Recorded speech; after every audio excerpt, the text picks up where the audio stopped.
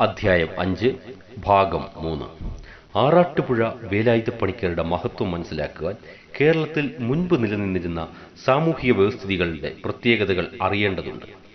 നമ്പൂതിരി സ്ത്രീകളൊഴിച്ച് മറ്റാരും മറക്കുട പിടിച്ചിരുന്നില്ല. ക്രിസ്ത്യൻ വനിതകൾ മുട്ടാക്കും മുസ്ലിം സ്ത്രീകൾ തട്ടവും ധരിച്ചിരുന്നതായി കാണുന്നുണ്ട്. വിശിഷ്ട വസ്ത്രങ്ങളും ആകർഷകമായ ആഭരണങ്ങളും അണിഞ്ഞ് നായർ സ്ത്രീകൾ ഭർത്താക്കന്മാരും ഒന്നിച്ച് പൊതുസ്ഥലങ്ങളിൽ കൂട്ടം കൂട്ടമായി ഒത്തുചേരാറുണ്ടായിരുന്നു. അവർ ഒരേ സമയം ഒന്നിലധികം ഭർത്താക്കന്മാരെ സ്വീകരിക്കുന്നത് സാമൂഹികമായ ഒരു പോരായ്മയായി കരുതിയിരുന്നില്ല. ഉത്തര കേരളത്തിലെ നായർ സ്ത്രീകൾ തമ്മിൽ സഹോദര ബന്ധമില്ലാത്ത പുരുഷന്മാരെ ഇങ്ങനെ ഭർത്താക്കന്മാരാക്കിയിരുന്നു. എന്നാൽ ജ്യേഷ്ഠാനുജന്മാരെ മാത്രം ഭർത്താക്കന്മാരാക്കുന്ന പാണ്ഡവ ആചാരമാണ് തെക്കൻ കേരളത്തിലെ നായർ സ്ത്രീകൾക്കിടയിൽ സാധാരണമായിരുന്നത്. ഈ ആചാരം 20-ാം നൂറ്റാണ്ടിന്റെ ആരംഭത്തിലും നിലനിന്നിരുന്നു. ജാതി സമ്പ്രദായത്തെ അടിസ്ഥാനപ്പെടുത്തിയായിരുന്നു അന്നത്തെ ഹിന്ദു സമുദായത്തിന്റെ സംവിധാനം. സമുദായത്തിന്റെ ഏറ്റവും മുകൾത്തട്ടിൽ ബ്രാഹ്മണരായിരുന്നു. അവരിൽ തന്നെ നമ്പൂതിരിമാർക്കായിരുന്നു ഉന്നത സ്ഥാനം. നമ്പൂതിരി കുടുംബങ്ങളിൽ മൂത്ത മകൻ മാത്രമേ സ്വസമുദായത്തിൽ നിന്ന് വേളി കഴിച്ചിരുന്നു. മറ്റുള്ളവർ ക്ഷത്രിയർ, വാര്യർ, നമ്പ്യാർ, നായർ, അമ്പലവാസികൾ മുതലായ സമുദായങ്ങളിലെ സ്ത്രീകളുമായി സംബന്ധങ്ങളിൽ ഏർപ്പെടുകയായിരുന്നു പതിവ്. തുളു ബ്രാഹ്മണർ, സാരസ്വത ബ്രാഹ്മണർ തുടങ്ങി വെളിയിൽ നിന്ന് വന്ന ബ്രാഹ്മണരും ഉണ്ടായിരുന്നു. ഓടുമേയാനുള്ള അവകാശം നിഷേധിക്കപ്പെട്ടിരുന്നതുകൊണ്ട് ഓലമേഞ്ഞതായിരുന്നു നായന്മാരുടെ വീടുകൾ. ഒരു സ്ത്രീക്ക് കാമുകന്മാർ എത്രയുണ്ടോ അത്ര കണ്ടായിരിക്കും അവളുടെ മാന്യത എന്ന് ബാർബോസ പറയുന്നുണ്ട്. ബ്രാഹ്മണർക്ക് കേരളത്തിൽ ഒരു സൂപ്പർ ഗോഡിന്റെ അധികാരം ഉണ്ടായിരുന്നു. ആ ബ്രാഹ്മണ സർവാധിപത്യത്തിന്മേൽ ക്ഷേത്രസ്ഥാപനത്തിലൂടെയും കഥകളി സംഘങ്ങളിലൂടെയും മുക്കുത്തി മേൽമുണ്ട് സമരത്തിലൂടെയും കർഷക തൊഴിലാളി സമരങ്ങളിലൂടെയും മറ്റും പീരങ്കികൾ പ്രയോഗിക്കുകയായിരുന്നു വേലായുധപ്പണിക്കർ ചെയ്തത്. ഈ കടന്നാക്രമണം പരിവർത്തനത്തിന്റെ നവ്യപാത കേരളത്തിൽ ആദ്യമായി വെട്ടിത്തുറന്നു. പ്രാഥമിക മനുഷ്യാവകാശങ്ങളുടെ ധ്വംസനം നിലനിർത്തിയതായിരുന്നു ബ്രാഹ്മണ ഭക്തിയിലൂടെയും മറ്റുമായിരുന്നു. ആ ഭക്തിക്കെതിരെ ഗണശരങ്ങൾ ആറാട്ടുപുഴ തൊടുത്തുവിട്ടു. കേരളത്തിൽ അങ്ങനെ സാമൂഹിക വിപ്ലവത്തിന്റെ തുടക്കം കുറിച്ചു.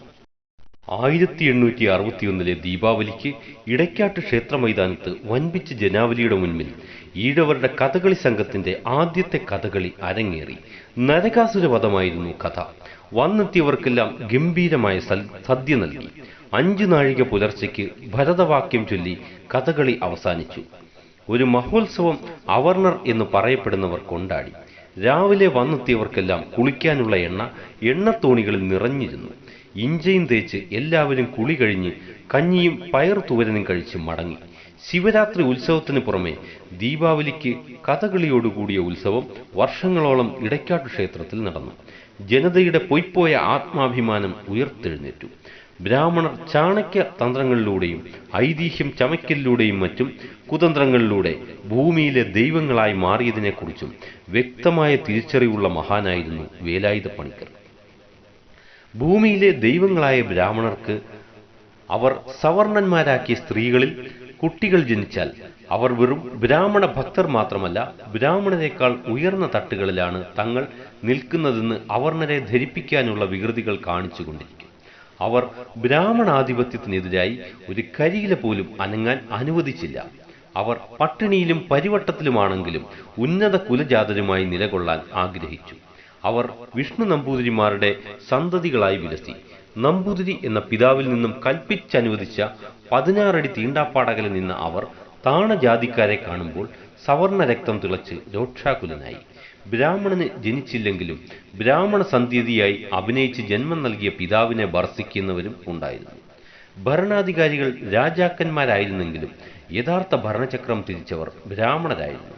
തങ്ങൾ ന്യൂനപക്ഷമാണെങ്കിലും തങ്ങളുടെ സന്തതികൾ എന്ന് അഭിമാനിച്ച് നടിച്ചും തങ്ങളുടെ സർവാധിപത്യം നിലനിർത്തുവാൻ വളരെ പേർ ഉണ്ടെന്നവർ മനസ്സിലാക്കിയിരുന്നു. ബ്രാഹ്മണർ യഥാർത്ഥ ഭരണകർത്താക്കളും വിധികർത്താക്കളുമായി. ഈ പ്രക്രിയയിലൂടെ രാജകുടുംബം ബ്രാഹ്മണന്റെ പൂണൂലിലെ താക്കോലായിത്തീർന്നു. ഈ സംവിധാനം തകർക്കുകയായിരുന്നു ആറാട്ടുപുഴ ലക്ഷ്യം. ഇടപ്പള്ളി രാജാവിന്റെ പുത്രനെ തല്ലിച്ചതച്ച് പാലത്തിന് മുകളിലൂടെ തോട്ടിലെറിയണമെങ്കിൽ അദ്ദേഹം രാജഭക്തനും ബ്രാഹ്മണ ഭക്തനും ആയിരുന്നില്ല എന്ന് നിസ്സംശയം പറയാം. കോട്ടയം, മാവേലിക്കര, അമ്പലപ്പുഴ, ചേർത്തല അങ്ങനെ കൂടുതൽ എതിർപ്പുണ്ടാകാൻ സാധ്യതയുള്ള സ്ഥലങ്ങളാണ് കഥകളി നടത്താൻ ആറാട്ടുപുഴ ആദ്യം തിരഞ്ഞെടുത്തത്. എന്തിനും തയ്യാറായി ആ പ്രദേശങ്ങളിലെ ധീരന്മാർ ആറാട്ടുപുഴയുടെ വലങ്കൈയായി കേസു വിചാരണക്കാലത്ത് നിന്നു. കൂടാതെ അവർ തങ്ങളുടെ പ്രദേശങ്ങളിൽ കഥകളി നടത്താൻ വെമ്പൽ പൂണ്ടു. ഈഴവർക്ക് കഥകളി നടത്താൻ അനുവാദം ലഭിച്ചെങ്കിലും കഥകളി നടത്താതിരിക്കാനുള്ള എല്ലാ വീരപരാക്രമങ്ങളും എതിരാളികൾ അഴിച്ചുവിട്ടു. കോട്ടയത്തും ചേർത്തലയിലും അതിരൂക്ഷമായ സംഘട്ടനങ്ങൾ നടന്നു. ഈഴവർ ശക്തമായി തിരിച്ചടിച്ചു. കളിക്കാരും മേളക്കാരും കളരിപ്പയറ്റുകാരും കെട്ടുവള്ളങ്ങളിൽ കോട്ടയത്തേക്കും ചേർത്തലയിലേക്കും യാത്രയാകും. അവരെ സ്വീകരിക്കുവാൻ ധനിക കുടുംബങ്ങളിൽ നിന്നും ഈഴവർ കുതിരപ്പുറത്ത് എത്തുമായിരുന്നു. വേലായുധപ്പണിക്കരും അനുചരന്മാരും കുതിരപ്പുറത്ത് കഥകളി നടത്തുന്ന സ്ഥലങ്ങളിൽ എത്തിച്ചേരും. യുദ്ധാന്തരീക്ഷം അന്ന് ആ പ്രദേശങ്ങളിൽ നിലനിന്നു. ജീവൻ മരണ പോരാട്ടത്തിന് ഈഴവർ തയ്യാറായി. കഥകളി നടത്തിക്കാതിരിക്കുവാൻ പ്രതിലോമ ശക്തികളും കരുത്താർജിച്ചു നിന്നു. പക്ഷേ 1-2 സംഘട്ടനങ്ങൾക്ക് ശേഷം ആറാട്ടുപുഴയുടെയും അനുചരന്മാരുടെയും കുതിരകളുടെ കുളമ്പടികൾ മുഴങ്ങുമ്പോൾ ശത്രുക്കൾ പിന്മാറുമായിരുന്നു. കോട്ടയം ചാക്കാശ്ശേരി തറവാട്ടിൽ നടന്ന കഥകളി അതിഗംഭീരമായിരുന്നു. ആട്ടവിളക്ക് തെളിഞ്ഞു. ഗണപതിക്കൊട്ടിന്റെ ശുദ്ധമദ്ദളം, തോടയ നൃത്തം, വന്ദന ശ്ലോകം, പുറപ്പാട്, തിരനോട്ടം, മേളപ്പദം എന്നിവ ഉയർന്നു. പണിക്കർ കുന്നിന്റെ കിഴക്ക് ഭാഗത്തു നിന്നും ഇന്ന് കോട്ടയം മെഡിക്കൽ കോളേജ് സ്ഥിതി ചെയ്യുന്ന സ്ഥലം പണ്ട് പണിക്കർ കുന്ന് എന്നറിയപ്പെടുന്ന 500 ഏക്കർ ചാക്കാശ്ശേരി കുടുംബവകയായിരുന്നു. നായന്മാരുടെയും നായർപ്പടയുടെയും നേതൃത്വത്തിൽ ചെണ്ടകൊട്ട് തകർത്തു. ഘോരമായ സംഘട്ടനം നടന്നു. പിന്നീട് 2 ദിവസം കൂടി ചാക്കാശ്ശേരി ഇട്ടി രവി പണിക്കർ കഥകളികൾ നടത്തി. വന്നവർക്കെല്ലാം കുളിക്കാൻ വേണ്ടിയുള്ള എണ്ണത്തോണികളിൽ നിറഞ്ഞു കിടന്നു. 3 ദിവസം ഗംഭീര സദ്യ നടന്നു. ഈഴവരുടെ കഥകളി യോഗങ്ങൾ അതിവേഗം തിരുവനന്തപുരം, ചെമ്പഴന്തി, കൊല്ലം, ആലപ്പുഴ, കോട്ടയം, അഞ്ചുതെങ്ങ് എന്നീ സ്ഥലങ്ങളിൽ ആറാട്ടുപുഴയുടെ നേതൃത്വത്തിൽ സ്ഥാപിക്കപ്പെട്ടു. ഇത് ടി.കെ. മാധവൻ SNDP യോഗങ്ങൾ സ്ഥാപിച്ചതുപോലെ അനായാസമായിരുന്നില്ല.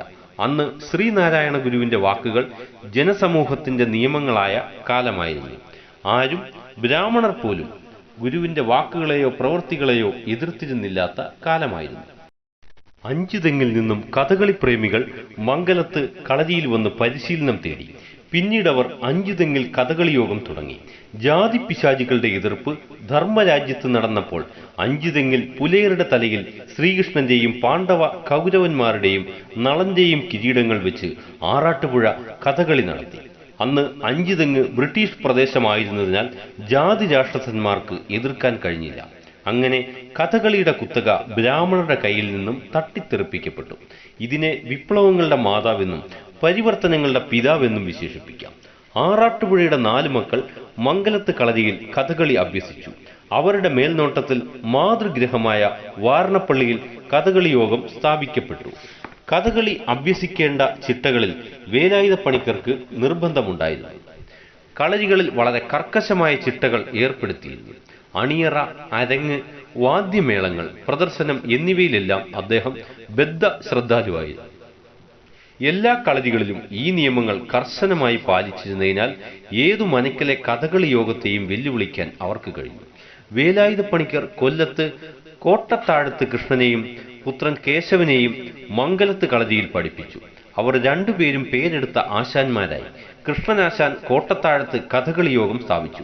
ഏറ്റവും നല്ല നടനുള്ള പുരസ്കാരം അദ്ദേഹം മാവേലിക്കര കൊട്ടാരത്തിൽ നിന്നും സ്വർണ്ണ മുടവ് സമ്പാദിച്ചു. കൊല്ലവർഷം 1048 കാലാക്കന്തറ പണിക്കർ സ്വന്തമായി കഥകളി യോഗം തുടങ്ങി. പണിക്കരെ നായന്മാർ മർദ്ദിച്ചു. ഈ കഥകളി യോഗത്തിലെ കൈപ്പാട്ടുശ്ശേരി കുട്ടിയാശാൻ അഥവാ കരപ്പുറം തണ്ടാർ കൊച്ചി രാജാവിൽ നിന്നും വീരശൃംഖല സമ്മാനമായി വാങ്ങി. വേലായുധപ്പണിക്കരുടെ 5ാമത്തെ പുത്രൻ കൊച്ചുകുഞ്ഞു പണിക്കർ സംസ്കൃത പണ്ഡിതനും ചിന്തകനുമായി പ്രശസ്തി ആർജിച്ചു. ഏതു വേഷവും കെട്ടിയാടാൻ അദ്ദേഹം വിദഗ്ധനായിരുന്നു.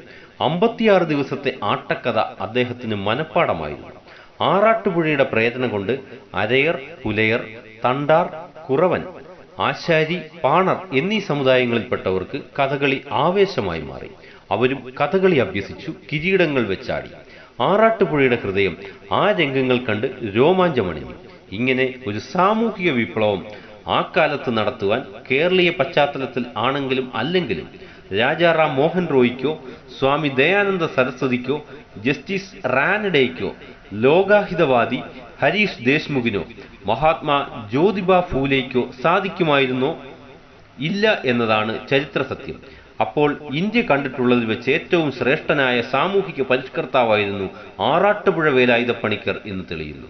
കഥകളിയെക്കുറിച്ചുള്ള ചരിത്രരേഖകൾ സവർണരുടെ കലാപ്രതിഭാസത്തിന്റെ കിരീടത്തിൽ തൂവൽ തുന്നിച്ചേർക്കുന്നത് മാത്രമാണ് കാഴ്ചവെക്കുന്നത്. കേരള ഹിസ്റ്ററി അസോസിയേഷന്റെ കേരള ചരിത്രം 2ാം വാല്യം ഇതിന് ഉദാഹരണമാണ്. എന്നാൽ യഥാർത്ഥ കഥകളി ചരിത്രം തലമുറകൾക്ക് പഠിക്കുവാൻ വേണ്ടി ശ്രീ P.O. കുഞ്ഞുപണിക്കരുടെ ഈഴവരും കഥകളിയും എന്ന ഗവേഷണ പ്രബന്ധത്തിന്റെ 5ാം ഭാഗം ഈ പുസ്തകത്തിന്റെ അനുബന്ധമായി ചേർക്കുന്നുണ്ട്.